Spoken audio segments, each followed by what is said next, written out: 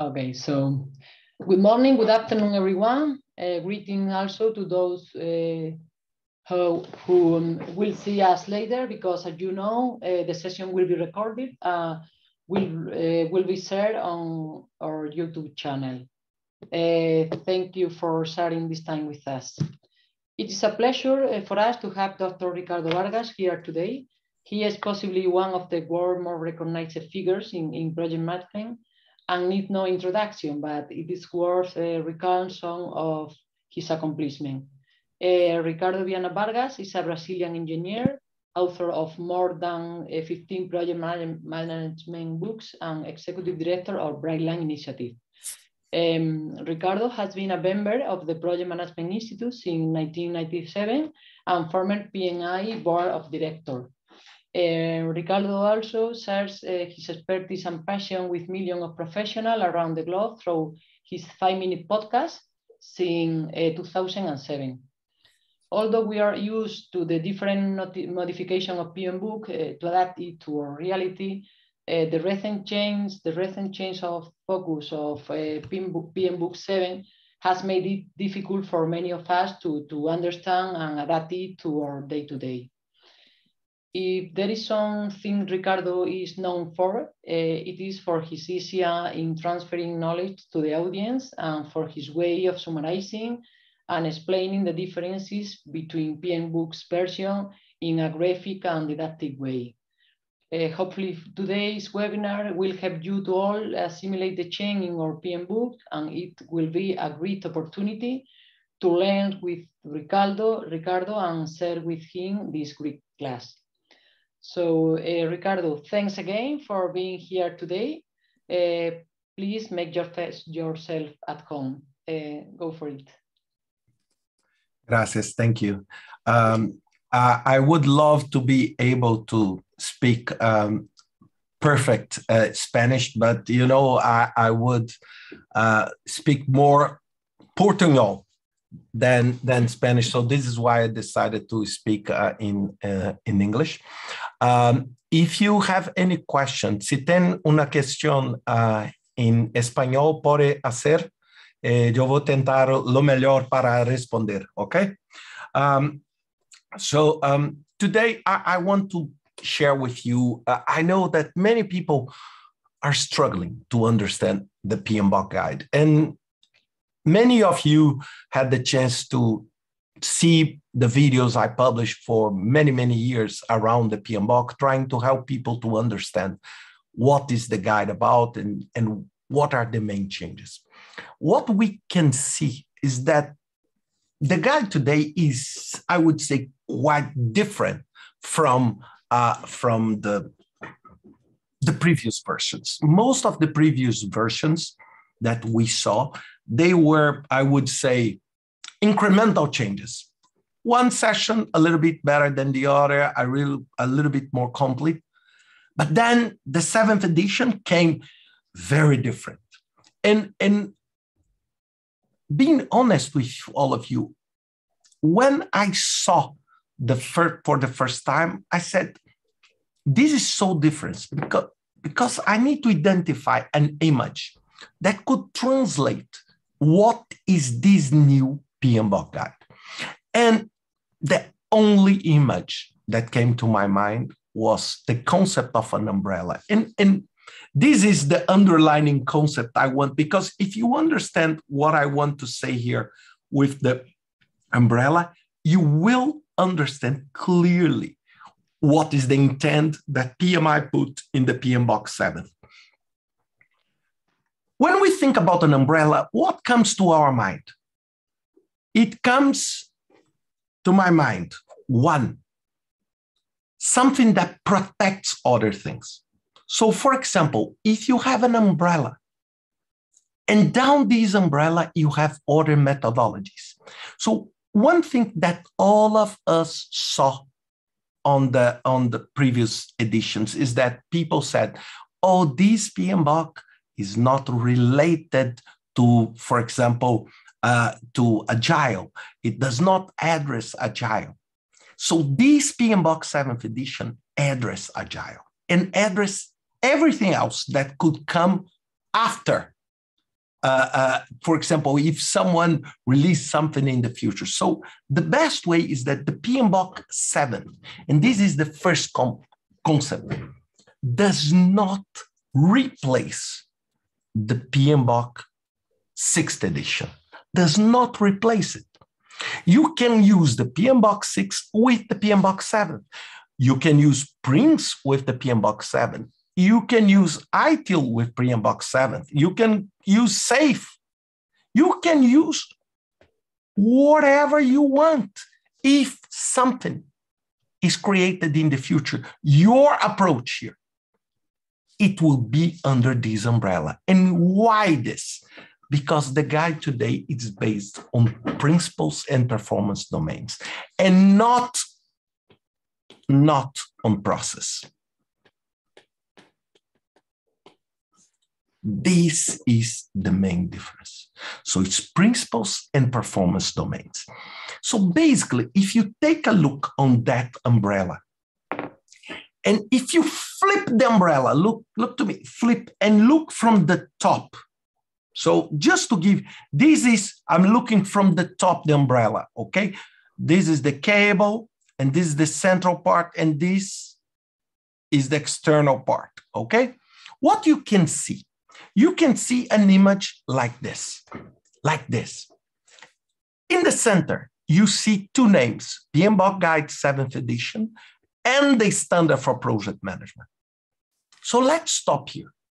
So what I'm telling you is that booklet, you go on pmi.org as a member and download it. It's not only the PMBOK. It's a combination of two books. One is the PMBOK, and the other one, it's called the Standard for Project Management. And why two books? Because the Standard for Project Management is the ANSI standard. It's like an ISO standard for the US. And it's subjected to, I would say, some regulations around it. And this is this internal part of this umbrella with 12 items, starting from stewardship, going up to change. All of these items. And these items are the principles. And the external area, 8 items, 8 performance domains. So now let's go to the principles and let's try to understand this purple inside.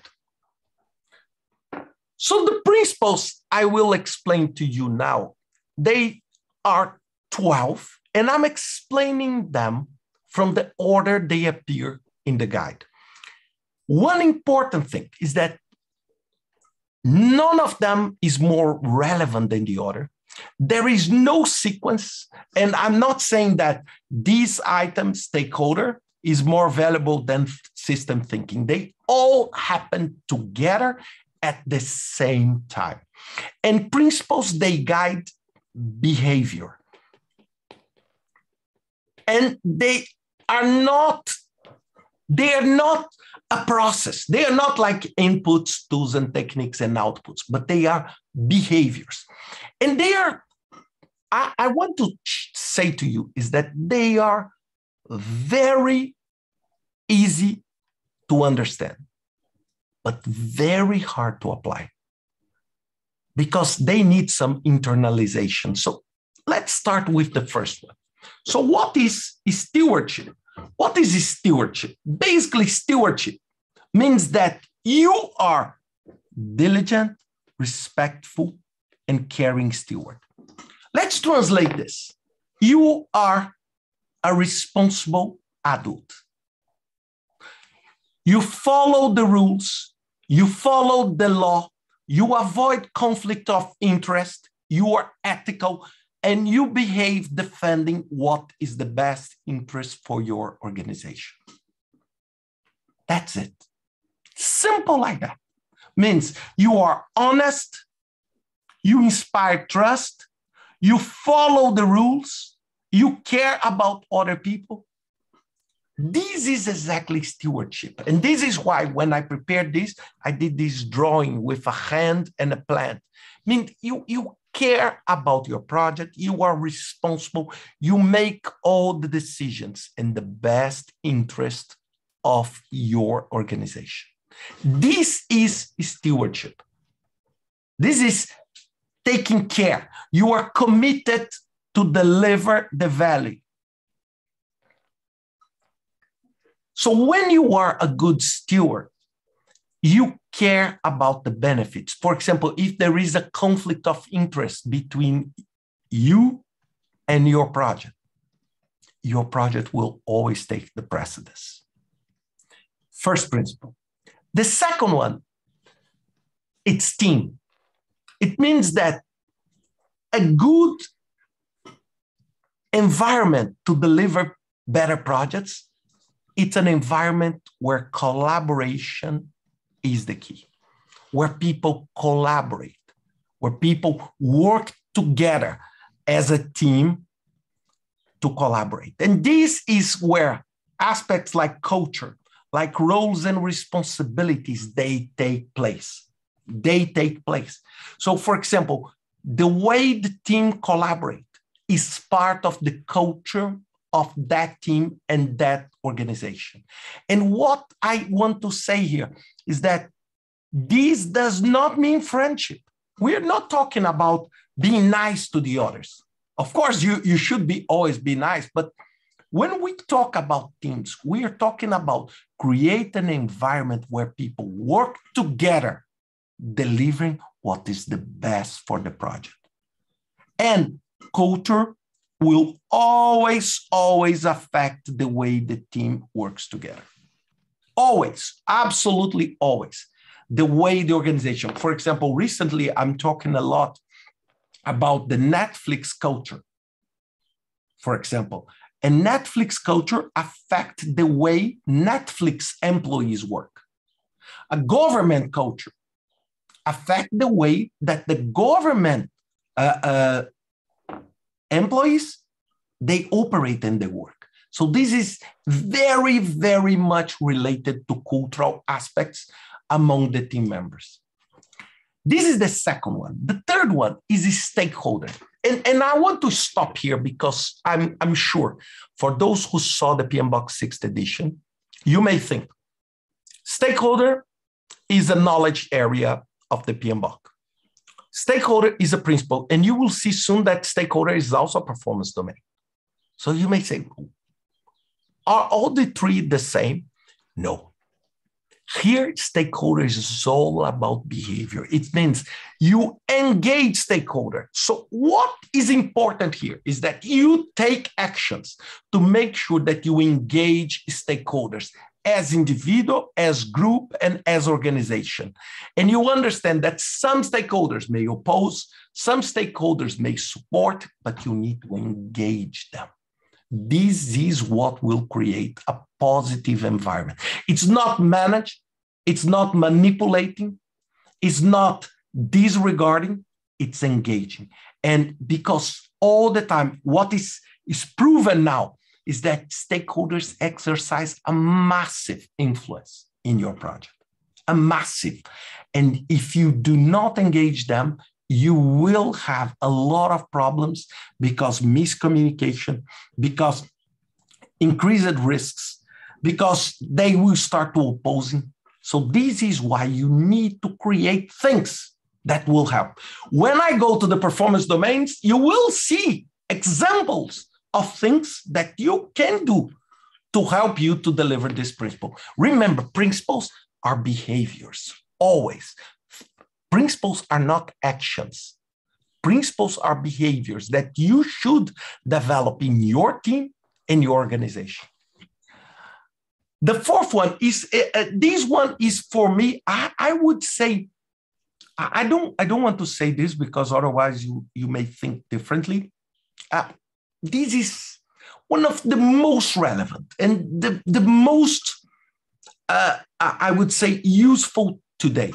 And I put a diamond as a design and the focus on value. And let me tell you a story to you. When I started working in project management in the late 90s, and I was preparing for my PMP exam. This was 1998.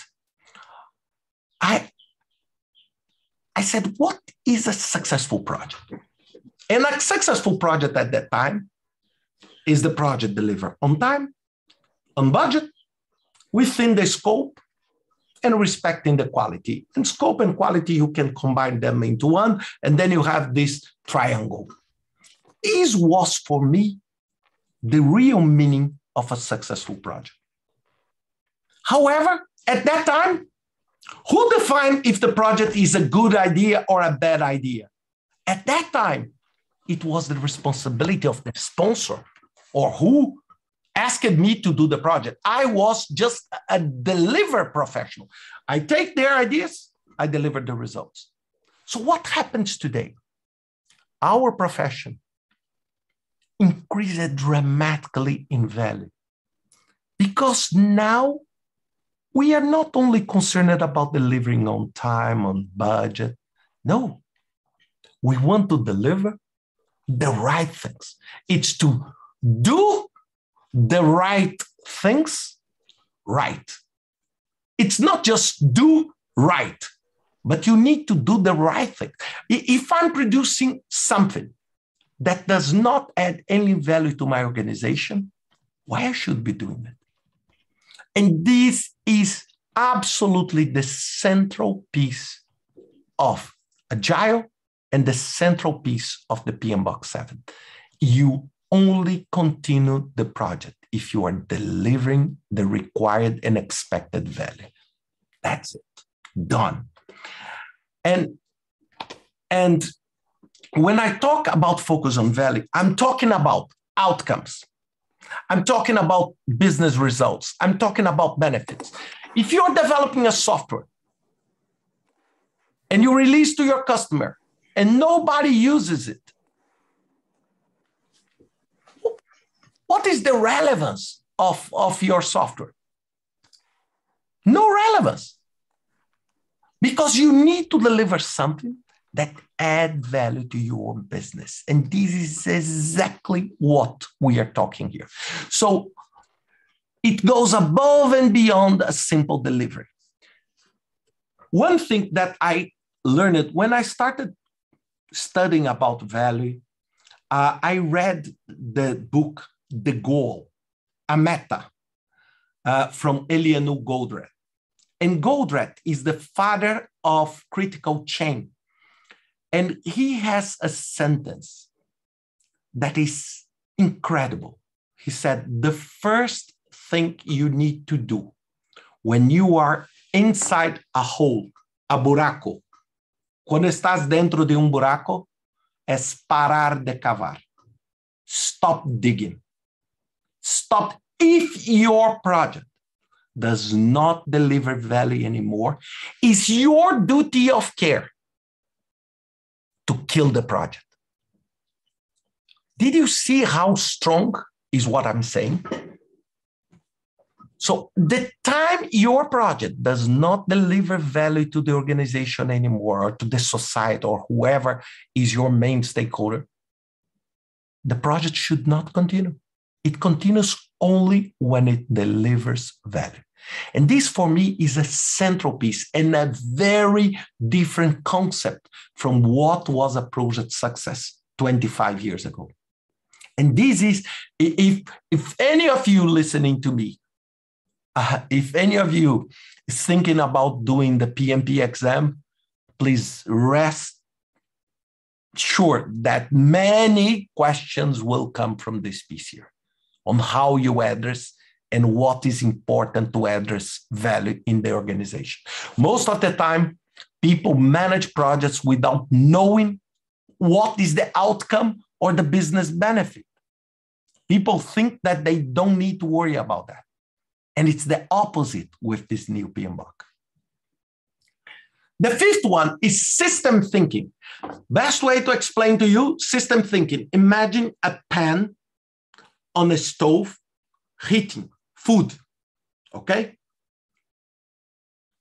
The water inside is heating, but it's inside the kitchen, that is inside your house, that is inside your city. that is inside Spain, that is inside Europe. And what you need to understand, that your project is not an isolated system. Your project is fully connected with many other pieces that combine into something that is more complex and that you don't have full control. One example, perfect. COVID. Simple like that. You were working in a project, suddenly you had a COVID pandemic, and you had to stop your project. People had to go home. This is a simple example on how things are integrated. We can see today the war in Ukraine impacting many companies that develop software, because many software houses are in Ukraine and Russia. We had all the shortages in supply chain and everything. Oil, I don't know, in Spain, I live in Portugal. In Portugal, the oil price, gas price, went up something like 20%, if I'm not wrong. So this is system thinking. It's interdependency. It's also known as system of systems. And it requires you as a project manager to have a holistic view. Means you understand the full spectrum of your project, and not just that to-do list or that set of Post-its that you have in your Kanban board. This is system thinking. And it's one of the most relevant topics that project managers need to be aware today. The other one is leadership. This one I can run quickly, because this one is basically you need to demonstrate leadership behavior. Okay? You need to demonstrate motivation, empowerment, example, influence. So you need to inspire people to go towards the desired direction. And many times, you need to understand that leadership is not necessarily authority. We are not talking that just the boss exercises leadership. No. Leadership is something that can come from any level at the organization. And leadership is a core competence if you want to get things done. The other one, and this is one also that I love, it's tailoring. And I put a scissor because you need to adapt to the context. And this is exactly where predictive or waterfall, iterative or agile, hybrid happens. This tailoring is to decide what will be my delivery approach. What? Because it's a Swiss Army knife. Imagine a Swiss Army knife. There is a knife, there is a scissor. Remember this Victorinox, right? They have so many pieces, but each piece is useful for something. You can cut a piece of paper here. You can cut a piece of paper with a knife. You can. But it's better if you use a scissor, right? But if I need, for example, to cut a steak,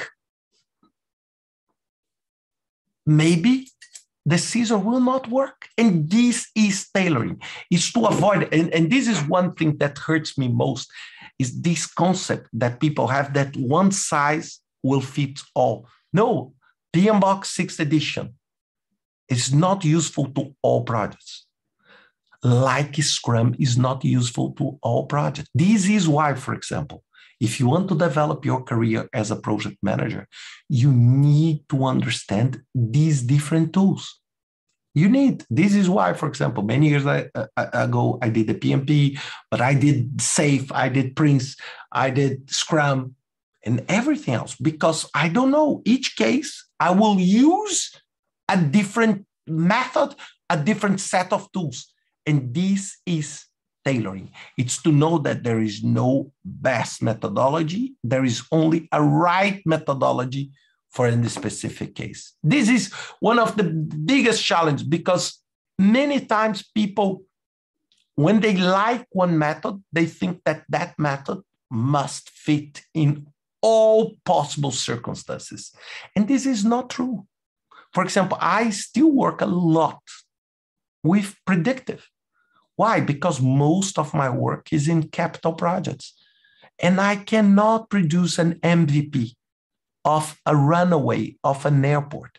Because if I put the runway here for the plane to take off, and it's wrong, I cannot just say, oh, let's shift the runway to this direction. This will cost $1 billion. I cannot. It's not like software that you just change a line or release something new. No, it's really capital intensive. And this is a concept. And I want just to give you an example that I like to show to everybody. It's the James Webb Telescope. It took them 20 years to do that. Why they didn't release an MVP? Because it's just impossible to send a probe to Lagrange 2 to test and see if everything goes well. Because just this test will cost $1 billion.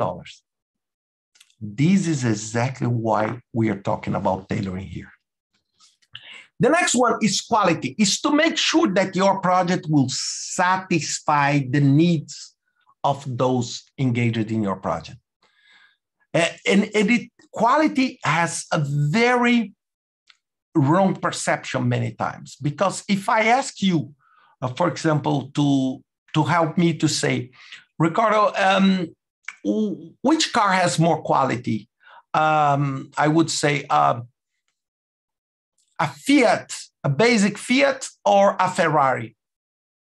Many people will immediately say, oh, because this costs 10,000 euros and this costs 200,000 euros, oh, the Ferrari has more quality.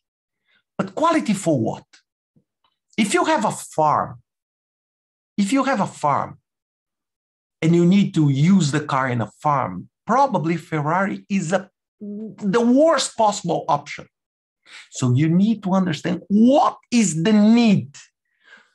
What is the need? So this is quality. It's to understand the need, fulfill this need, and find ways of measuring it. This is exactly what is this principle means. You build quality into everything you do, processes and deliverables. Now we are going to a set that is, I would say, quite easy, because all of them, they cover the same thing. They cover this VUCA environment. I know you probably are hearing VUCA all the time. VUCA stands for volatility, uncertainty, complexity, and ambiguity. And these topics, they are part of absolutely any project.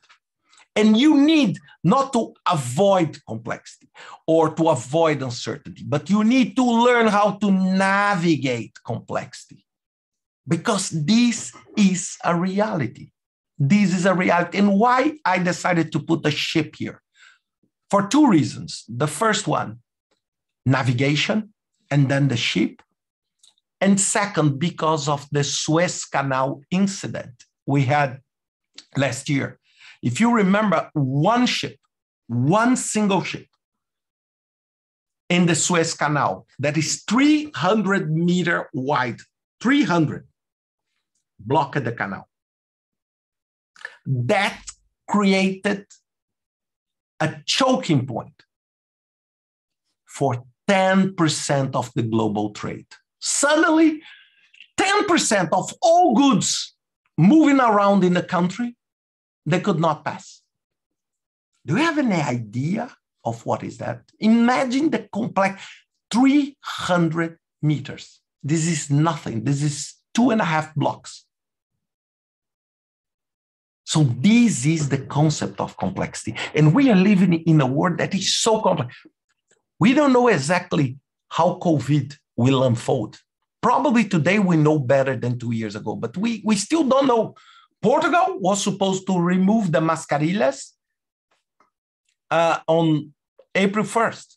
Now it will be April 18. Maybe in April 18 will be May. I don't know. Maybe we'll come back, move forward. This is the complexity we are living in today. We don't know exactly how the war in Ukraine will unfold, right? We don't know. We have no idea if things will, I would say, smooth or if it will become much worse. This is complexity, and we need to shift our focus from avoiding complexity to assessing and reacting when needed. It should be our focus. And complexity goes together with risk. Easy. And risks are part of every single project. And you need to proactively assess the risks and respond to them. This is very close to what we already discussed many times in previous editions about risk. But to understand the threats you're facing, the opportunities, to understand your tolerance. What is your tolerance to risk? And what is your appetite?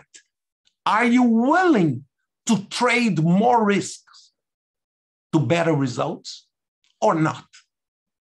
What is your profile in terms of risk? So each organization has a different tolerance to risk, and we need to understand that. So we need to optimize the responses we have. Now, going close to the end, two left, adaptability and resilience. It's embrace adaptability and resilience, is to understand that you need to adapt, reinvent, and become more and more resilient. Let me show you, I want to show you one thing quickly here. I want just to draw one thing here. Let me show you. I know my audio is a little bit worse because I'm not wearing mic here, but you can listen to me. Imagine one thing. Imagine that your project is making a progress, okay? Let me put time here and then progress. Your project is making progress, okay? Is improving. Then suddenly, something happens here. Okay, it can be the war, it can be anything that starts here and create this lightning here that breaks your project. And then from here, let's suppose you have this % complete done. You go not to zero, but you have a rebound. You have a rebound. You go to here. So what is resilience? Is your ability to what we call build back better. Build back better. It's this. Take a look. You are here, and then you go this way. What happens? Did you see that it took this amount of time here to do this? Now, did you see that in much less time, I did a huge progress here to get up to here. Let's put this as a time. The inclination here is much higher. This is exactly what we want. Resilient companies, they bounce back quickly. Resilient professionals, they bounce back quickly. When they face a challenge, they bounce back really, really, really quick. They bounce back. You know, this is what we call, Nassim Taleb called anti-fragility. This is anti-fragility, exactly. It's your ability to, something happens, COVID, you bounce back quickly. And you move and you adapt and you reinvent your business very quick to adapt. The last but not least is change. But change, it's to enable change and not avoid change. I was talking this morning in India, and I was talking about change. And I said this, the old mindset was that change is something that we need to avoid. We need to block. No, we are talking here about enable change. And change is the only permanent feature of any project. I love this. I love this concept that change is a permanent feature. And In order for you, all of you, to embrace change and enable change, you need to feel safe. There is no way you will embrace change if you feel that it's putting you, your loved ones, and your organization at risk. It's about being change as an enabler. Change, evaluating all the impacts. Not only, remember system thinking? So to evaluate that I'm moving here, maybe nothing will change here, but at the end, it will change a lot. And you need to manage the resistance. This week, I have a podcast that I publish every week. And this week, I was talking about change, and I was talking about the Satir model of change. It's one of the models that people use to enable change. And it works with a principle that in every single change, even knowing that the end result will be better, there is a loss before, it gets worse before it gets better. It's something like this. Look, in the process of going up, then it gets bad, then it goes up. It's something like this. It's not a line, a perfect line where everything goes well. So these 12 are the things and the behaviors you need to internalize. And it's very easy to talk, but it's very hard to practice all of them. Making sure you enable change, you have this holistic and system thinking, that you know how to manage complexity, that you lead people, that you know how to tailor and adapt, you manage you engage stakeholders, you work and create a collaborative team, and you are a responsible adult.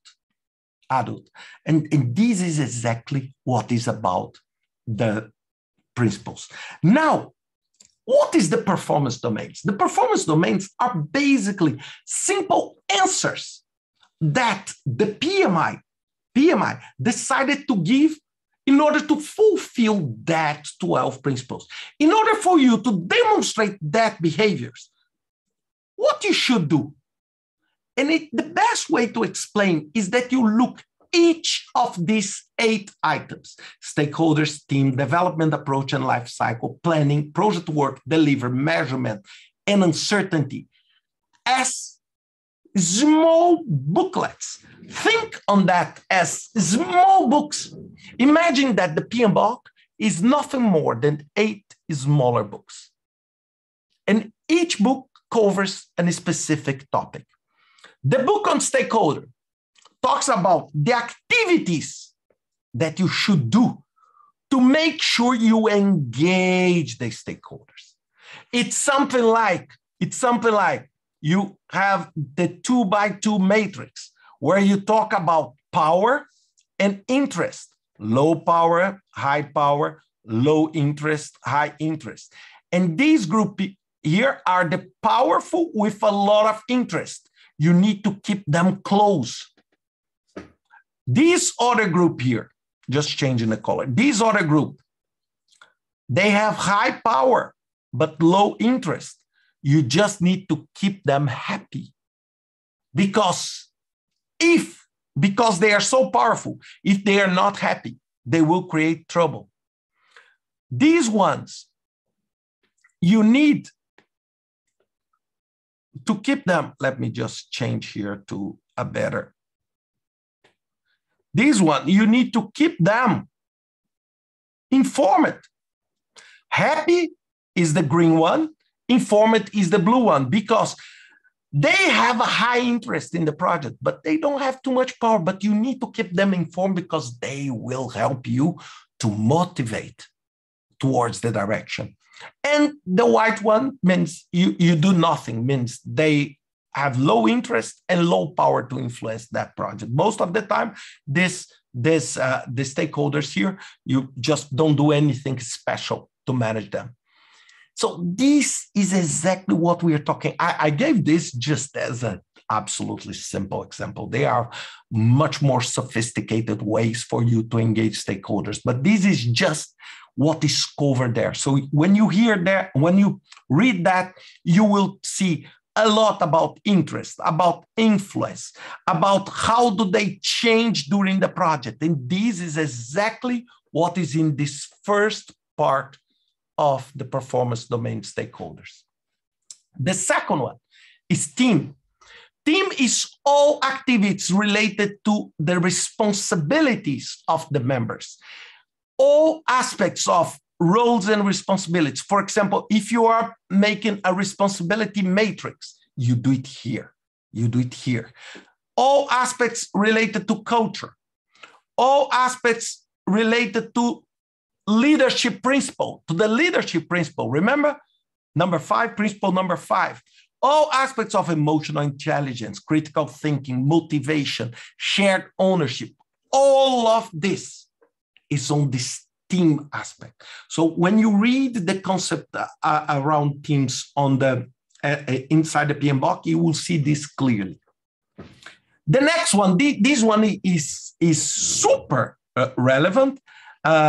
It's super relevant, and at the same time, we already spoke about it because this is the root and the sense of what is in tailoring. Remember the principle tailoring? This is exactly, absolutely exact tailoring. It's all you need to select your approach. For example, you may have multiple periodic or continuous deliveries. And this is what we call cadence, project cadence. In predictive approach, you define requirements. In the iterative approach, you use when you have high level of certainty. In this chapter of the PMBOK, you can see easily some tables talking about what you should consider when you use hybrid, what you should consider when you use predictive, what you should use when you are using iterative. This is exactly what we are talking here. For example, projects with a lot of uncertainty and a low cost of recovery, you should use more towards agile. But projects that face a massive risk if things go wrong, and projects where the cost of recovery is unbearable, you can't support. Imagine you developing an airline and you say, okay, let's start flying and let's see if this airplane will fly or not. You cannot do that. You cannot. For you, in order to, I would say, start the engine of an aircraft, you need to fulfill so many requirements that the cost is massive for you if you fail. So this is exactly why you use predictive approach in these cases. And many other factors will help you to do that. The level of risks, innovation. For me, this is one of the nicest chapters of the PMBOK. This PMBOK. This is one, if you, please, nobody's listening to me outside this group, but if you don't have time and you need to read just one thing, please go for it and read this chapter, okay? This chapter is very good. Now, I want to talk about 3 things almost at the same time: planning, work, and delivery. Why these 3? Because these 3 are basically activities you do for planning, activities you do to make sure you deliver, and activities you need to do to do the work, and activities you need to do to deliver. And these are basically the chapters of the PMBOK Guide, 6th edition for the predictive, and all the additional aspects of agility. For example, in planning, there is a full lesson on what is WBS for predictive planning. We learned this on chapter 5 of PMBOK 6. But at the same time, there is the concept of evaluating multiple options for agile. When you evaluate options and you keep options open until the cost of keeping them surpasses the benefits they bring. Simple like that. So all of this is exactly many aspects of the PMBOK 6th edition on the planning, you will see here on this area of planning. Sorry, project work. It's everything you do to make sure that you manage the actual work. Physical resources, everything you do here. For example, procurement process. All the procurement process you do here. All the management you do to reduce work in progress, it's here. All the concept of lessons learned or retrospective after each sprint, you will learn here. Did you see that the PMBOK 7th edition, when you talk about project work, it's not guiding you or telling you that you should do the work in one way. This saying, no matter what is your approach, if you're using this approach, you should manage the work this way. If you're using another approach, you should manage in another way. So this is why it's so important that you understand that the PMBOK Guide 7th edition, it's agnostic. It means it is not tied to the PMBOK 6. It's not tied to SAFe. It's not tied to Scrum, and at the same time covers everything. One thing that I know many people ask me, and I don't have the answer, it's why did they call the PMBOK Guide 7th edition PMBOK Guide? Why not whatever?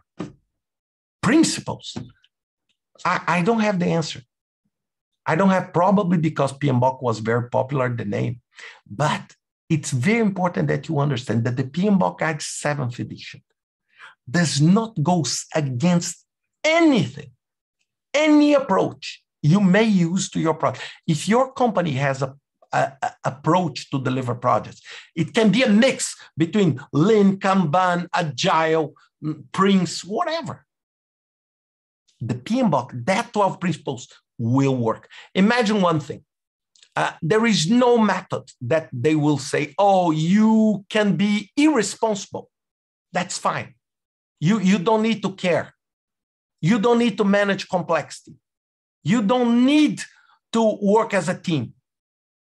Do you agree with me? It's pretty much impossible for any methodology to be successful without using that 12 principles. This is why they are so important. This is why when they released it, I was so happy, because if you really grasp that set of 12 principles, it doesn't matter what is your method. You will succeed. You will. If you know how to use them, you will. The method will make your life easier or harder, depending on the type of project you are using and the benefit and what each method will bring to you. And this is what we need to keep in mind here. Delivery. This is all about managing everything from requirements, quality, and change, all the change management aspects. Do you remember when I said on principle number 12, change? It's here. So everything, the requirements can be clear if you're using predictive. In the adaptive approach, you develop them at later stages.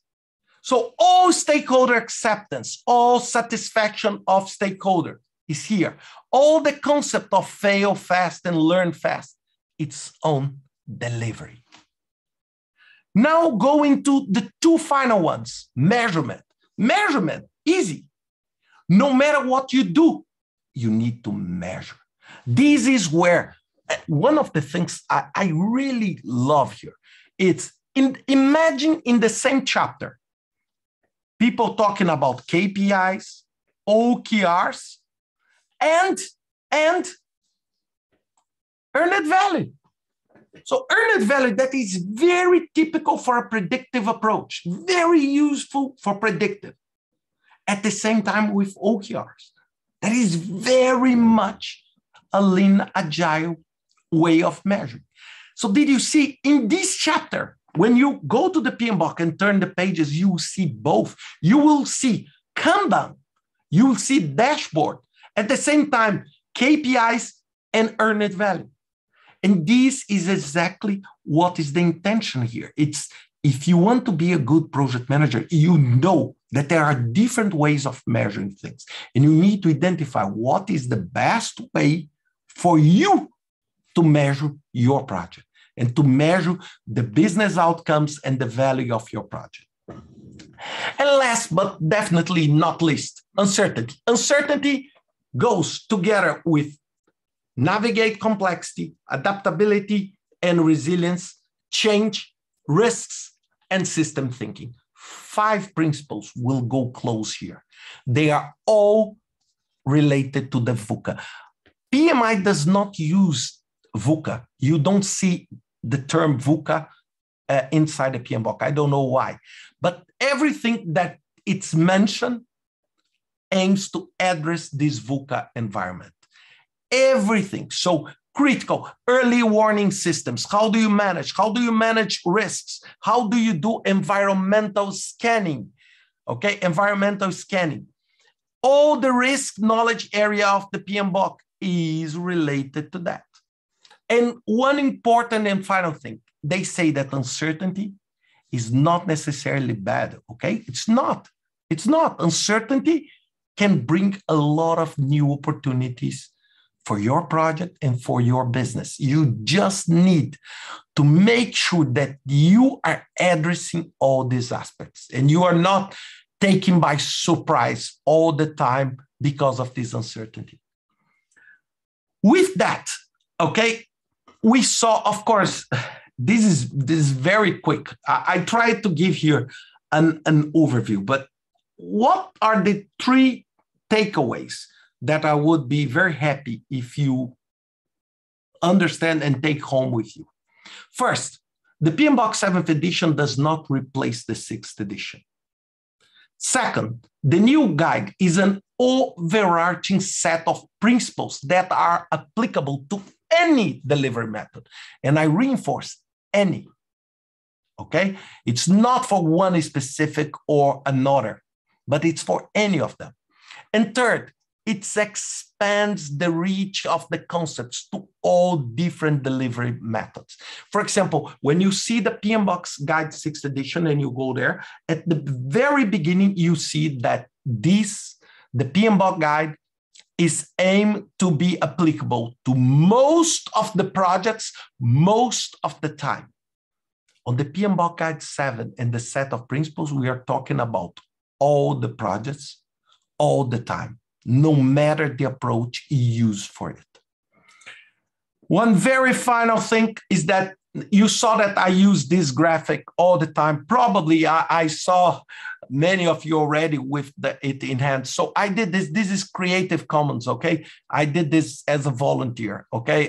As the people in the chapter. So you can just download it on this link, okay? On this link. And there are versions in, if I'm not wrong, 13 languages, including Spanish, okay? Including Spanish. So you can download in Spanish, Portuguese, English, Turkish, Russian, and I don't know, many other languages, Chinese, okay, all of them, and you can download, and they come with the pieces that you just saw on this presentation. So with that, I just want to thank you very much, and I will take now some of the questions that appeared here. So what I would do is I would just put myself bigger here, and I will try my best, okay, my best to answer the questions. Elena, do you want that I address any specific question before, or do you want to ask? What do you want me to do? No. We have some questions in the chat. I don't know if some doubts have already been solved during the session or even in takeaway slide. So do you mind? So do you mind that I take? So I will take them and I will try to be very quick. Okay. Salvador asked, if PMBOK 7 does not replace the PMBOK 6 PMP, 6, the PMP exam is more about process, version 6 or principles, version 7. Sad answer, it's about both and everything. Look, If you memorize, please, this is probably the sentence I repeat most in my life. If you memorize everything about the 2 PMBOK guides, you will be able to do 20% of the exam. Don't be sad. The PMP exam is not a memory test and it's not a PMBOK exam. However, if you understand and not memorize, but if you understand what is behind the PMBOK and what is behind the concept, then you will be able to answer the 80% of the questions that are much more contextual. They use negotiation, and with your knowledge, you will be able to answer them, but it's not a memory test. Please always think about that, okay?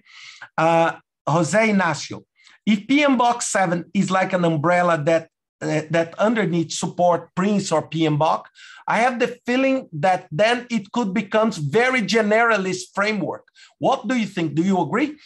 First, its principle is supposed to be generalistic, and PMBOK 7 is not a framework. The PMBOK 7 is a set of principles and performance domains, and it aims to be generalistic, and it aims to address one of the key points.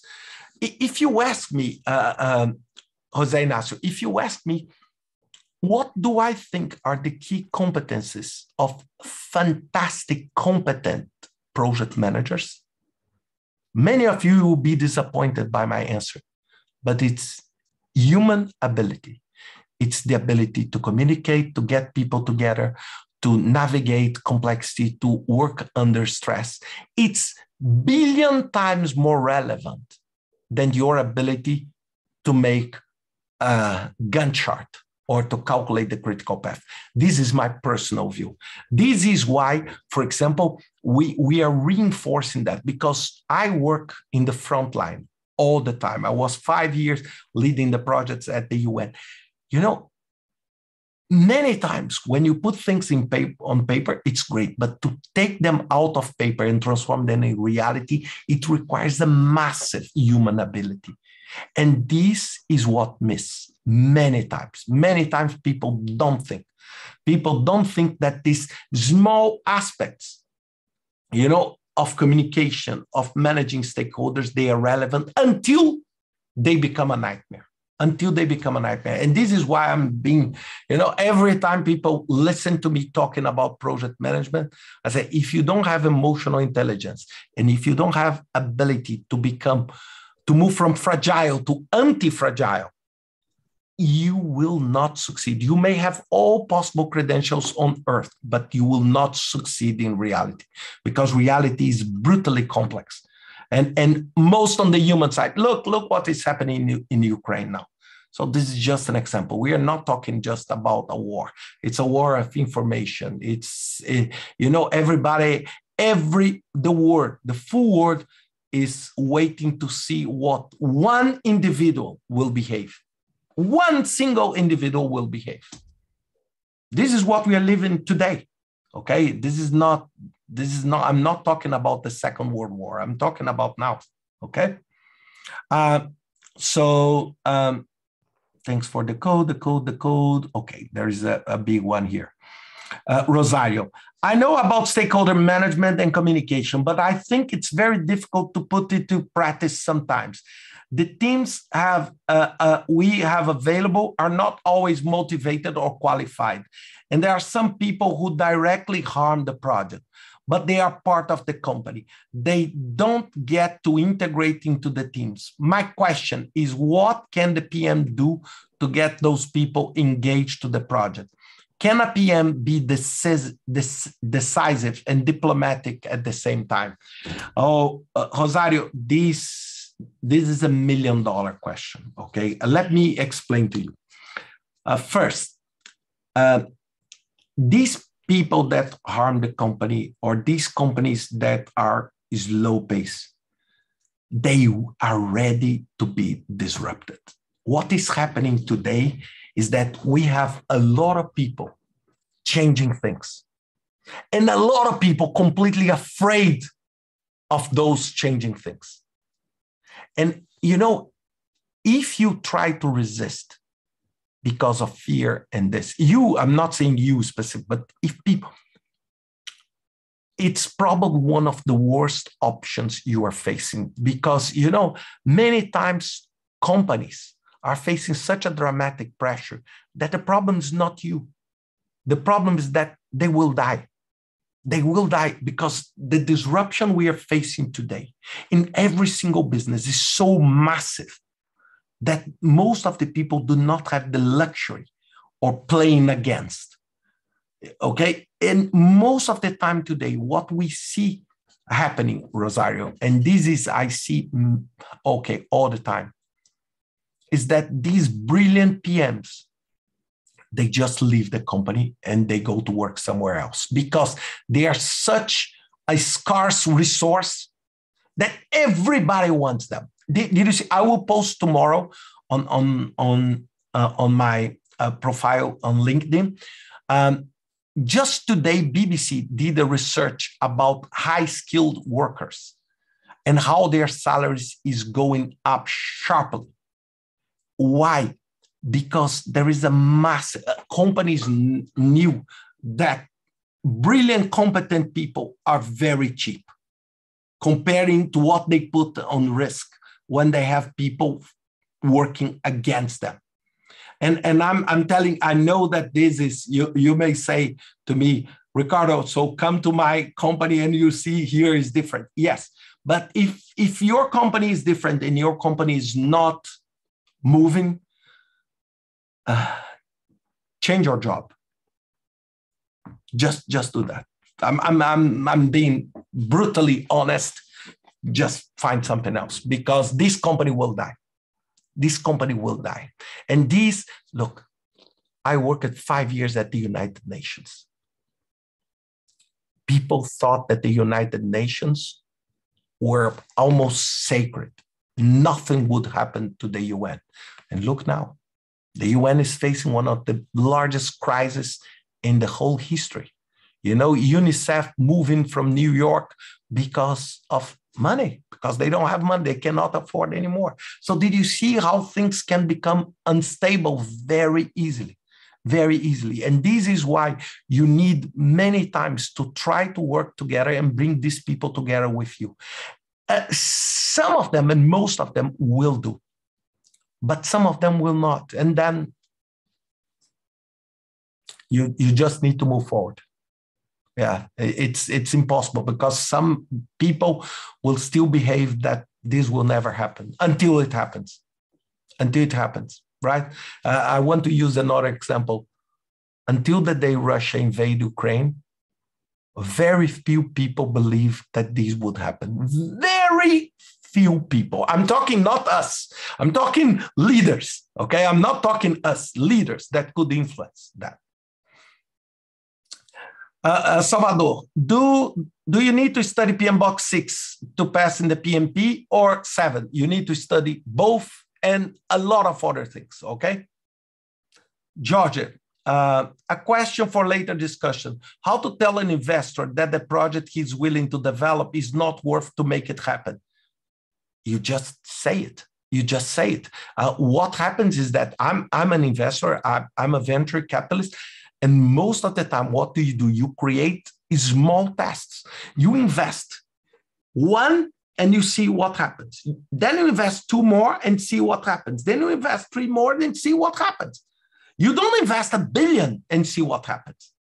This is, for example, there is a Steve Blank. There is a book from Steve Blank called Lean Startup. That is the answer for you. It's every step you evaluate. And it's much better to lose $10,000 and stop now than to lose $1 million and stop 1 year later, right? This is what you need to do. So you always need to do that. And this is why, for example, when you're talking about seed investments, there is a full method like Lean Startup to use to that, to avoid exactly you spending billions to get something that is absolutely useless, okay? Okay. We have a new question at the end of the chat. Ricardo. Okay. What are the three main keys for, three main things that the project manager for the next generation, right? For me, if I understood correctly the question, for me, the three things, it's ability to adapt, resist and learn from stress, resist and learn from stress, and understand the VUCA environment. These are the three. Absolutely. It's not study Scrum, study SAFe. This is all consequences. If you are able to become more anti-fragile, to work on the stress and learn from stress, it's like muscle. You gain muscle, you become strong when you do exercise, when you stress the muscle. If you stay in the bed sleeping all day, what happens with your muscles? They just fade, right? And this is exactly what this is why, for example, I love challenging projects. I love to learn projects in a different way because they make myself better. They make myself learn. Imagine how much I learned when I went to Afghanistan, when I went to Iraq to do projects, infrastructure projects in these countries. It's priceless. You know, when you talk about logistic, organizing, community engagement, lack of resources, this creates, I would say, a resilience on you that puts you in front of others. Easily, you and your company in front of others. Okay, Elena. What energy and passion you transmit, Ricardo. I love it. But I'm talking to friends. The Spanish people are also very passionate. So when Elena, when you reached out to me asking, oh, what do I need to do? And I said, okay, if it's PMI, I go from my heart. You know, I love talking. I love to having this opportunity. I love what I do, you know, and it is what it is, you know, and for me, it's great because maybe out of the people listening here, maybe someone can take a different route tomorrow and do something good, because what we need today, and I beg all the time, is that we need to do more good than bad. Right? This is the reason why you are one or reference in project management world. So thank you very much for inviting me. I have really a true love. I was in Madrid yesterday, a true love for Spain, okay? Spanish food, we were talking before. So thank you very much. And next time I will be speaking in person, okay? I promise. Wow. Okay. We are waiting for you. So, and you are invited to enjoy again the Andalusian food, and you know. Absolutely. Thank you very much, okay? Thank you all, Ricardo. Okay? Enjoy your evening, okay? Bye-bye. Take care. Thank you so much. You. Bye. Thank you, everyone, for attending the meeting. Bye. Thank you. Bye.